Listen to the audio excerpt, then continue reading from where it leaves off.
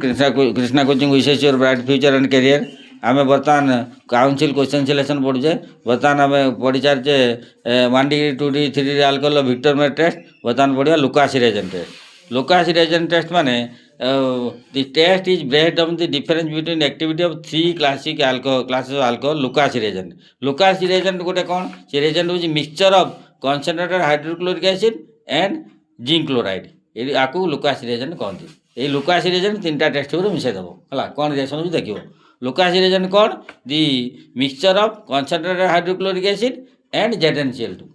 Lucas reagent माने concentrated hydrochloric acid और ZnCl2 मिसाई देले हबो लुकास रिएजेंट ताऊ 3टा टेस्ट 1 डिग्री 2 डिग्री 3 डिग्री नेलो तुम जानि ना ता लुकास रिएजेंट मिसाई दबो लुकास रिएजेंट मिसाई दो कौन होची जेतळे टर्शियरी अल्कोहल जो हेइतिबो क्लाउडनेस अपियर इमिडिएटली रिएक्शन हो माने क्लाउडीनेस माने मेघ भाया माने क्षीर भाया हो माने सेटा क्लाउडीनेस देखा इमिडिएटली हो कौन टर्शियरी जदि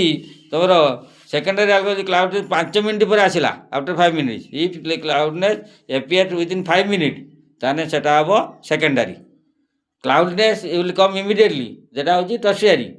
if the cloudiness comes immediately that is tertiary if cloudiness appear after 5 minutes सेटा secondary जदि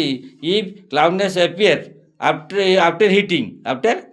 सेटा हो प्राइमरी सेटा हम प्राइमरी माने प्रथम टेस्ट ट्यूब नहीं गला पर लुकास रिएजेंट मिसाई देल लुकास रिएजेंट किए सेटा लिखिबो mixture of concentrated hydrochloric acid and ZnCl2 सेटा मिसाई देल जदि टर्बिडिटी इमिडिएटली जदि टर्बिडिटी सांगे सांगे गला ताले सेटा हम टर्शियरी जदि माने 5 मिनट पर है सेटा है सेकेंडरी जदि हिटिंग पर आसला सेटा हो प्राइमरी तो रिएक्शन अच्छी है। थैंक यू ऑल वीडियो भल लगे लाइक करियो सब्सक्राइब करियो कमेंट करियो।